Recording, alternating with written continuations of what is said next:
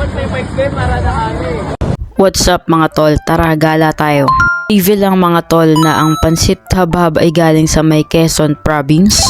At kagaya ng mga Isabela, Tugigaraw, meron silang Pansit Batil Patong. So ito namang Quezon Province ay may tinatawag na Pansit Habhab. Hinihintay ko lang sa cha at good to go na rin kami. Past 9 na nga mga tol, kaya sana bukas pa si Chef Pang kasi ang alam ko up to 9:30 PM lang siya.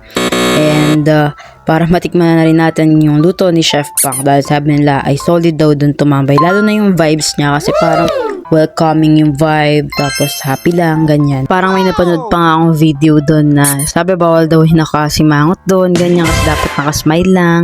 Kaya sana maabutan talaga natin siya. Hindi na nga ako umikot mga tol sa may Kalayaan papuntang JP Rizal kasi sobrang layo nun sa amin. Kaya dito na lang ako sa EDSA dumaan, nag-right turn na lang ako dito para mag-left turn na lang papunta ng JP Rizal.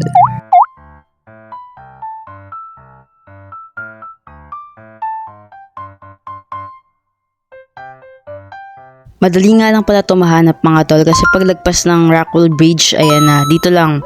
Sa unang kanto, mag-left turn lang kayo dito at dire-diretso lang. Few meters away mga tol ay makikita nyo na kaagad yung shop, kaso nga lang, dating naman ay close na pala siya. Unfortunately, kailangan kong humanap ng puntahan namin kasi gutom na rin kami ni Cha. So pagka ganito nga, hindi nga namin talaga alam kung saan kami pupunta, kaya iniisip ko saan kaya pwede mag food trip. Iniisip ko na magpunta kami sa Tondo, sa Ugbo. However, parang ayoko na rin mag-take ng risk kasi marami akong nababasa ng mga comments na hindi masyadong okay. At saka gutom na rin kami, kaya kailangan namin ng mas malapit na spot na pwede namin puntahan. So sa mga oras na to, ang iniisip ko na lang ay magpunta kami sa Gawin ng Quiapo. Pero pag mga sarado na doon ay pwede kami pumunta sa Gawin ng MOA. So tara, tignan natin kung saan tayo makakarating. Pero bigla akong naisip na pwede kaming pumunta sa may Binondo. Pero baka close na rin yung mga establishments doon. Kaya titignan lang natin kung saan talaga tayo pupunta. Baka pwedeng Intramuros or what, kasi feeling ko doon lang yung malapit na mga pwede natin puntahan.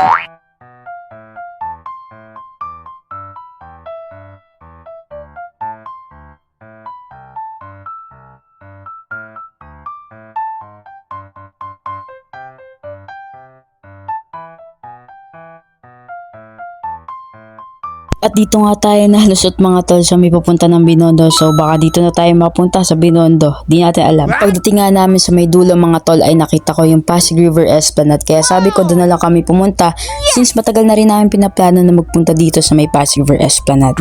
Sa gilid nga pala kami ng Comelec mga tol nagpark at pagbaba nga namin ay agad-agad na rin kami sininggal ng mga parking boy doon. Di ko alam kung galing ba sila sa may munisipyo ng Manila pero may mga IDs naman sila. Kaya nagbayad na lang din kami kaagad para wala na masyado ng usapan. Maganda nga dito mga tol kasi mahangin, hindi masyadong crowded o baka gabi na kami nagpunta. Sa totoo nga mga tol, akala ko kapag nagpunta ka dito ay maaamoy mo yung Pasig River. But I was wrong. Hindi nga siya naaamoy pero may mga part pa rin na medyo naaamoy siya pero mga 90% siguro hindi mo siya talaga naaamoy. At papunta na pala kami dito sa may ilalim ng Jones Bridge, patawid ng kabilang part ng Pasig River Esplanade. So kung gusto mo nga ng medyo historic, na medyo modern ang vibe, pwede kayong pumunta dito mga tol. Parang nakabisita na rin kayo sa may history natin. Ang ganda nga ng vibe mga tol kasi kita nyo naman may mga old na mga buildings dito na alam mong lumang-luma na talaga.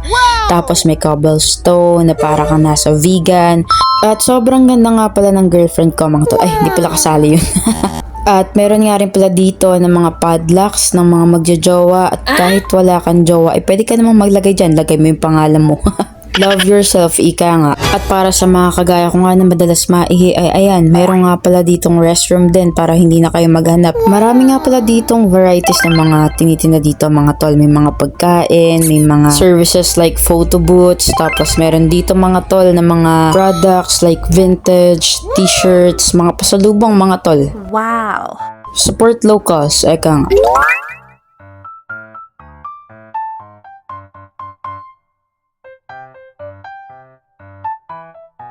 So sabi ko nga sa inyo parang babalik kayo sa nakaraan. May dinosaur pa nga oh. At dahil katugon nga to ng Intramuros ay pwedeng na kayong pumunta dyan.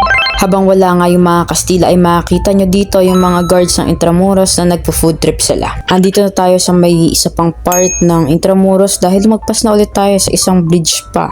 Medyo malayo-layo na nga pala yung nalakad namin mga tol. Iba naman yung mga activities dito kasi tingnan nyo merong carts para sa mga bata. Tapos dito nga pala yung pwesto ni Neneng B, kita nyo. Pero hindi siya yan ha. Baka ito si Totoy B? Kidding aside mga tol, at dito nga pala may trampolines din para sa may bata. Kita nyo naman, enjoy na enjoy sila kakatalan dyan. Ito nga pala yung in-order namin ni Cha. So 170 lang, may burger, fries at things na. Ang sarap ng burger nila kasi ang kapal ng patties kasi homemade to mga tol. Hindi talaga tinipid mga tol, ang sarap pa ng fries nila. Tapos bumili lang kami ng sisig para may rice din kami. Yan lang. Ciao! Bye-bye!